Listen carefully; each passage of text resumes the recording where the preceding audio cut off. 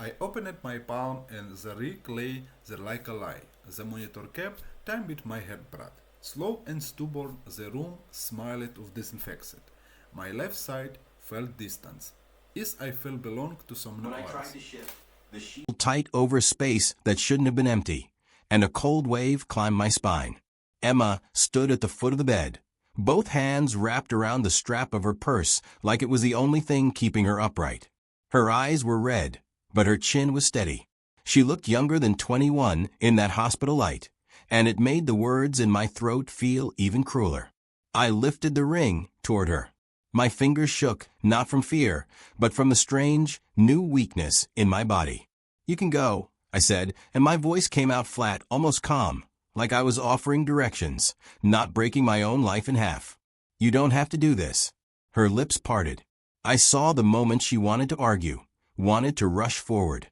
Instead, she stayed still, staring at the ring as if it had teeth. "My name is Michael. I'm 28. Before that day, I was the kind of man who believed in simple trades. Work hard, keep your word, build something solid. I wasn't rich, wasn't flashy. I fixed what I could with my hands and learned the rest by failing in small, private ways. I liked routine. I liked knowing what tomorrow asked of me. Emma blew into my life like a warm front in early spring. I met her at a coffee shop near the plant. She was juggling a paper cup, a folder, and her phone, trying to push the door open with her shoulder. I caught it for her. She laughed, breathless, and said thank you like she meant it. The next time I went in, she remembered my order. The time after that, she remembered my name. We weren't supposed to make sense on paper. 28 and 21. A few raised eyebrows, a few quiet comments from people who didn't know either of us. But she had a steadiness that surprised everyone, including me. She asked questions that made me tell the truth. She listened like my answers mattered. When she touched my forearm while we talked, it wasn't a game. It was a choice. 6 months in, she started leaving a spare toothbrush at my place without announcing it. A year in, she stopped saying your apartment and started saying home. The night I proposed, my hands were sweating so badly I nearly dropped the box. She stared at the ring, then at me, and smiled so wide it hurt to look at. When she said yes, she kissed me like she'd been waiting for permission to believe in forever. After that, the future felt loud. Wedding plans on sticky notes. A cheap little house we kept driving past, imagining paint colors. Her head on my chest at night, her fingers tracing my jaw, whispering jokes I pretended not to like. I thought love was something you protected by being strong. Then came the shift I almost didn't take. A coworker called in sick, and the supervisor offered overtime. I said yes because I always said yes. The plant was loud, all metal and heat, valves hissing, alarms chirping like birds. I'd walked those floors 1,000 times. I knew where the air smelled wrong, where the pipes ran hot, where you kept your distance. That morning, the air tasted sharp, chemical, metallic. Someone laughed about it, called it nothing. I should have listened to my gut. Instead, I tightened my gloves, checked the gauge, and stepped into the corridor where everything changed. The sound was the first thing to go. When the sound disappeared, the world didn't go quiet. It went wrong. I saw mouths moving, shouts, warnings, but they looked distant, like I was underwater. The lights above me flickered once, twice. A pressure hit my chest, so hard it stole my breath, and then the hallway folded into white glare and heat. I remember the floor rushing up. I remember the taste of metal. After that, there are only broken images. Gloves sliding across concrete, a red emergency light spinning like an angry eye, someone's hand gripping my collar, dragging me backward. I tried to say something, maybe Emma's name, maybe my own, but it came out as nothing. The next time I opened my eyes, the ceiling was too bright and too close. I could see my reflection in the chrome of a pole beside the bed. A man with pale skin, cracked lips, stubble grown in uneven patches. His eyes were open, but they didn't look alive. Tubes ran where they shouldn't. A bandage wrapped my head. My throat felt raw, like I'd swallowed sand. A nurse leaned over me, her mouth moving carefully. I couldn't hear her. I could hear almost nothing, just a low, distant hum, like a refrigerator behind a closed door. Panic rose fast. I tried to sit up, and my body answered with pain, so sharp it made me black out for a second. When I came back, I did what every stubborn man does when he's terrified. I tried to control the part one could. I looked down. The sheet lay flat where it shouldn't have. My left leg ended somewhere above the knee, hidden under bandages and a clean hospital blanket, and my mind refused to accept it. I waited for the numbness to fade, for my foot to wiggle. Instead, there was only absence, a blank space that screamed louder than any sound I couldn't hear. I don't remember crying, but my face was wet. My jaw clenched so hard it ached. I stared at that empty space until my eyes burned, then turned my head to the window and pretended I was made of stone. The doctor came later, talking slowly so I could read his lips. Chemical spill, severe injuries, emergency surgery, hearing damage, rehabilitation, words that belong to other people's lives, not mine. I nodded at the right moments, like a polite man receiving bad service at a restaurant. Inside, I was breaking. Emma came the first day I was awake long enough to recognize her. I saw her before I felt her. She stood in the doorway, frozen, as if the room might bite. Her hair was pulled back in a messy knot. She wore my hoodie, the navy one with a frayed cuff, and it hit me like a punch because that hoodie smelled like my laundry soap and our bed and normal life. Her eyes locked on mine, and her face did something I'll never forget. It tried to stay strong and failed for half a second. Then she lifted her chin and walked in. She reached the side of the bed and took my hand. Her fingers were cold. She held on like she'd been holding her breath for days. She said something I couldn't hear, but I knew what it was by the way her mouth formed the words. I'm here. My throat tightened. I pulled my hand back before I meant to. Not because I didn't want her, because I did. And wanting her made the shame unbearable. She saw the movement, the rejection, and her eyes flashed, hurt, then anger, then determination. Over the next week, I learned how to exist again. I learned how to point to a pain scale, how to read lips in short bursts before exhaustion took over, how to accept help with the simplest things without feeling like I was dying inside. The nurses were kind. My mother came with swollen eyes and tried to make jokes that didn't land. A supervisor from the plant visited once, spoke about procedures and investigations, then never came back. My phone filled with a few messages at first, then fewer. People don't know what to say when your life changes in a way they can't imagine. Emma kept coming. She'd sit in the chair by my bed, twisting a paper cup between her hands.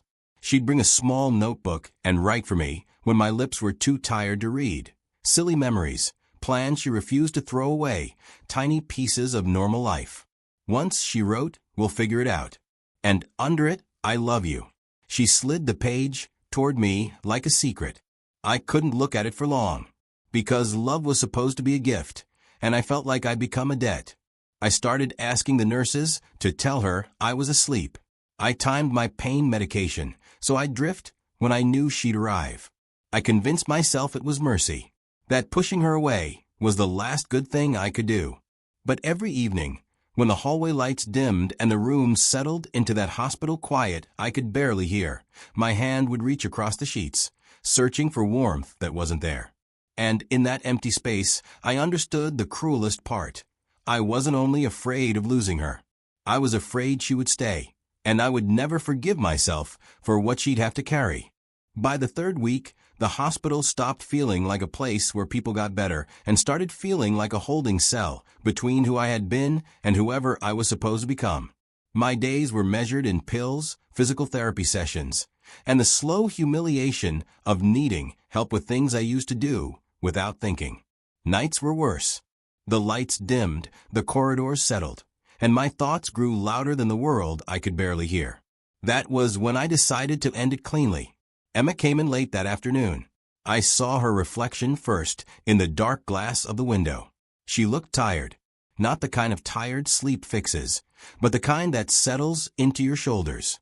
She smiled anyway when I turned my head. She always smiled first, like she was reminding me of something I'd forgotten.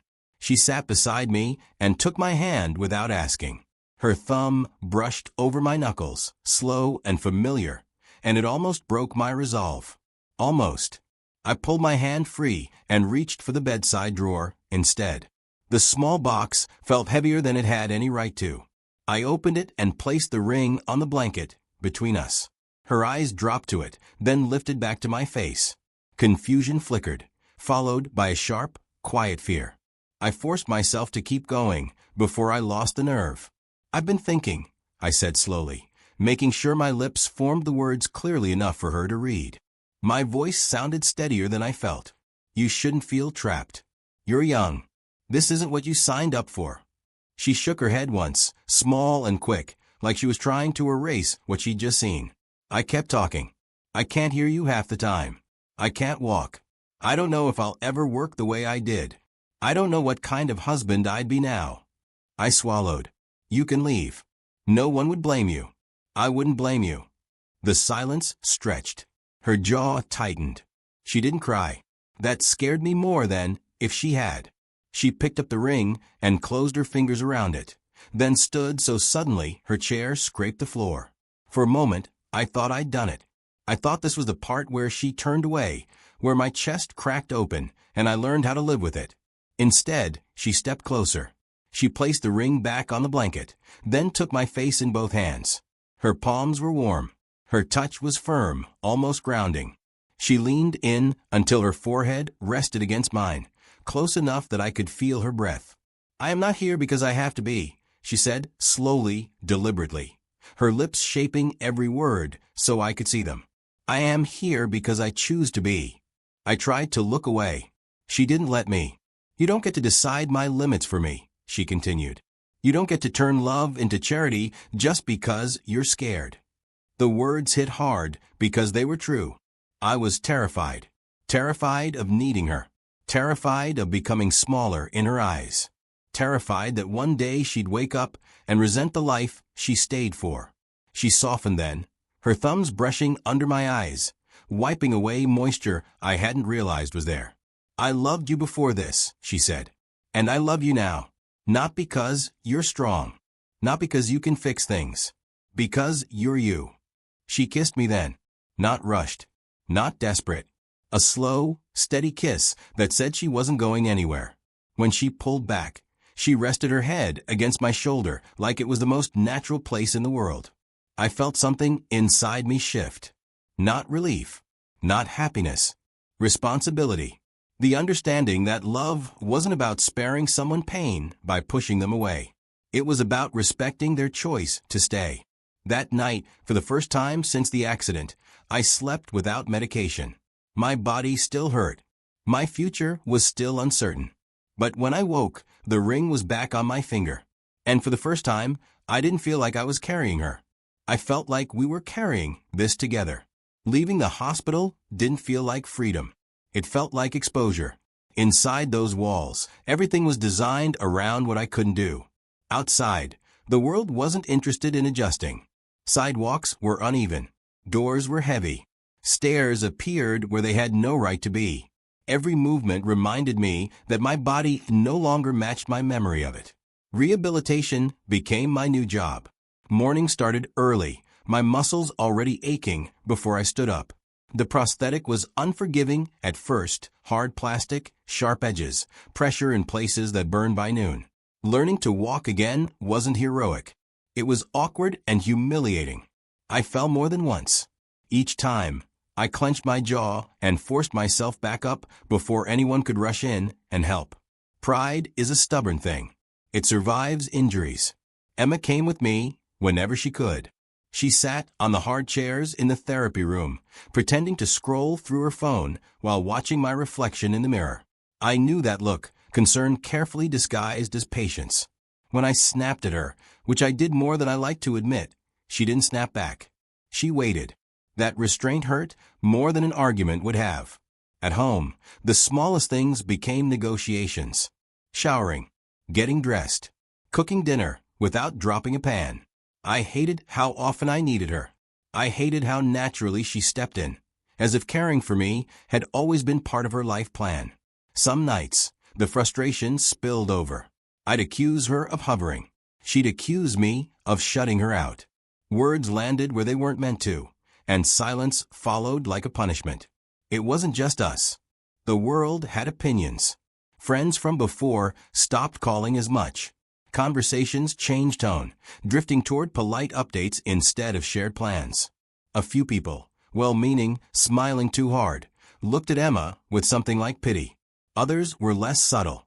I heard it once in a grocery store aisle, a whispered comment meant to be supportive. "She's so young. It's a shame." I pretended not to notice. Emma didn't. Her hand found mine immediately, fingers tight, claiming. The worst moments came when doubt echoed my own thoughts. When someone suggested she was sacrificing her future. When an old coworker joked that I'd hit the jackpot, having someone willing to stay. Those comments dug deep because they touched the fear I carried quietly, that one day she'd realize they were right. But then there were the small moments that rebuilt me. Late evenings on the couch, her legs tucked under her, my head resting against her shoulder while she traced slow circles on my arm. Mornings when she kissed my temple before leaving, lingering just long enough to steady me. The way she knelt in front of me once, carefully adjusting the strap on my prosthetic. Her face focused, gentle, never rushed. That intimacy, quiet, respectful, meant more than passion ever could. Physical closeness changed, but it didn't disappear. It deepened. Touch became intentional. A hand on my back when I stood. A kiss that said "I see you," not "I need you." When we lay together at night, the weight of her head on my chest felt like an anchor, keeping me from drifting into my own worst thoughts. I started to understand something then. Love wasn't about pretending everything was fine. It was about staying present when it wasn't. Emma wasn't blind to my anger, my insecurity, my slower steps. She saw all of it and stayed anyway, not out of obligation, out of choice. One evening, after a long day, I finally let myself say what had been clawing at me. I told her I was afraid she'd wake up one day and regret this life. She didn't answer right away. She just leaned in and kissed me, slow and certain. "Regret comes from living someone else's life," she said. "This one is mine." That was the moment I stopped measuring myself against who I used to be. I wasn't less. I was different. And for the first time since the accident, I believed that might be enough. Time didn't give us a clean ending. It gave us a rhythm. Life settled into something quieter than the future I once imagined, but far more honest. The prosthetic stopped feeling like a foreign object and started feeling like part of my routine. My hearing never fully returned, but I learned how to read the world differently. Expressions, pauses, the weight of a hand in mine. Loss sharpened my attention. I noticed things I used to rush past. Emma and I didn't talk about bravery. We talked about groceries, bills, which nights were hardest, and which mornings felt almost normal. She went back to school. I learned new ways to work, slower but steadier. We adjusted without ceremony. That was our strength. We didn't dramatize survival. We lived it. The wedding didn't look like the one we planned before the accident. Fewer people. A smaller room. No long aisle. I stood beside her instead of waiting at the end, because standing still for too long made my leg ache. She squeezed my hand when she saw me, that familiar pressure that always meant I'm here. When she said her vows, her voice didn't shake. Mine did. Not from weakness, but from the weight of understanding what I was being trusted with. Marriage didn't erase the doubts.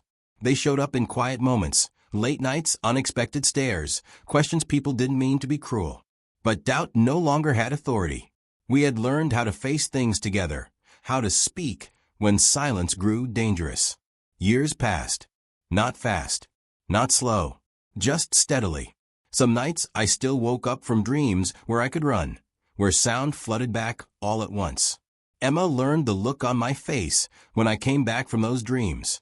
She'd pull me close, press her forehead to mine, and wait until my breathing evened out. No words, just presence. Looking back now, I understand something I didn't then. Love isn't proven in grand gestures.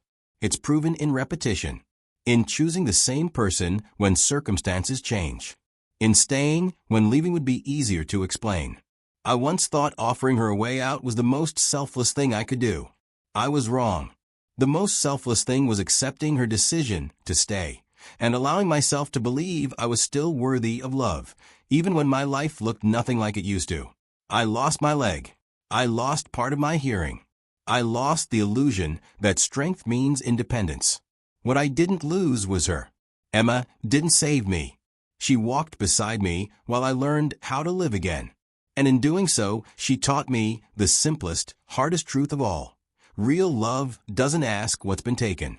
It asks what's still possible, and stays long enough to find out.